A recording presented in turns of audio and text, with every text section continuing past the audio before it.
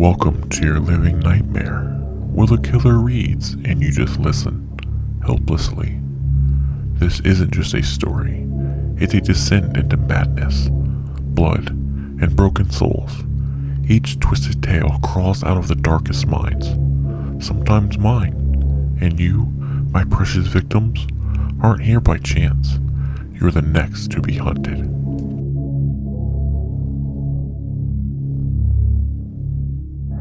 I don't remember when I was born. I just remember waking up, cold, hungry, and deep beneath the soil. I clawed my way up through the wet earth, past roots that pulled like fingers, past bones that whispered. When I emerged, the trees greeted me like old friends, silent, tall, watching. The forest is my home, but it's not mine alone. They come here. People always looking for something they don't understand. Peace, solitude, answers. Sometimes just to escape. But the woods don't offer freedom. They offer mirrors. And I am what stares back.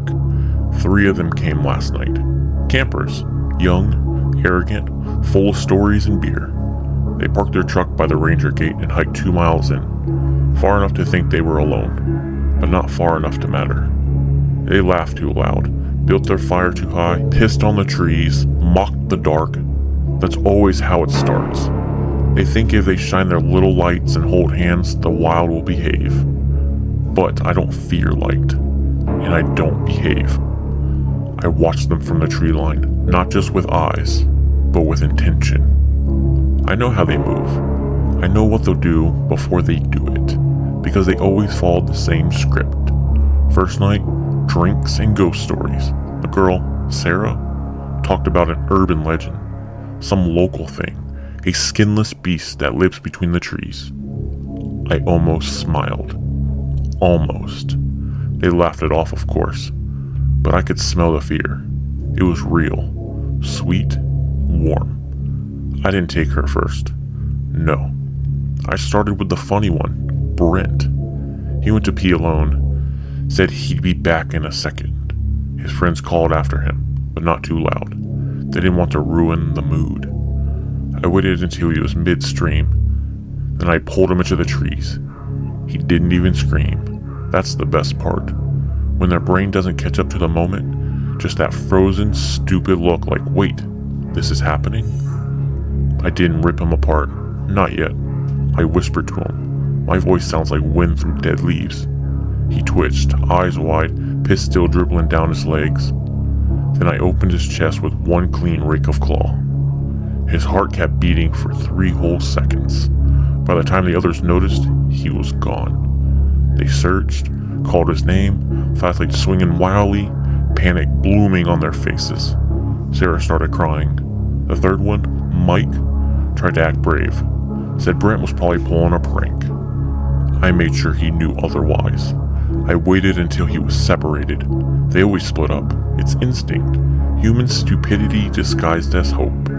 He wandered back towards the fire, checking his phone like it meant anything out here. No signal, no time. I dropped from the trees behind him. He heard me. Turned, froze. I was inches from his face. He tried to scream, but I opened his throat before the sound escaped. Hot blood misted the flames. For a moment, the fire burned brighter. Then it died. Sarah was alone now. I let her run.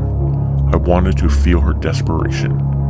She crashed through the underbrush like a wounded deer, sobbing, praying, whispering Britt's name like it would bring him back.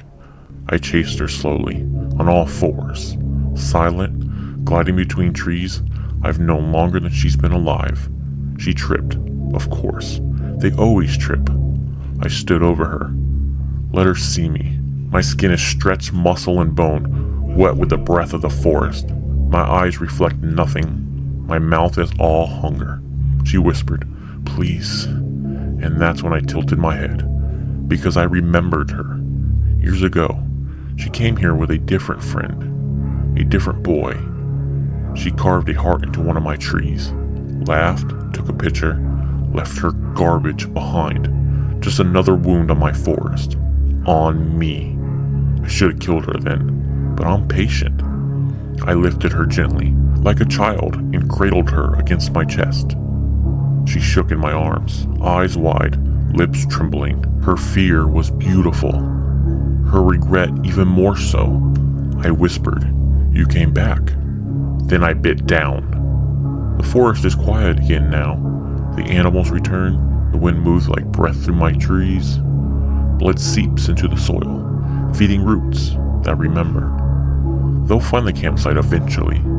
Empty tents, scattered gear, no bodies, just claw marks too deep to be made by any known animal. And that tree, the one with a heart still carved into its bark, now darkened, split clean through the center. They'll tell stories, they always do, but they never get it right.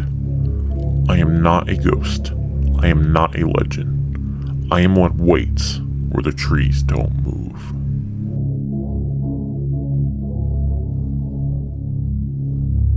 I see you're still here. Maybe you're just brave or stupid. Either way, you're mine now. Sleep tight, victims. I'll see you soon. Sweet dreams.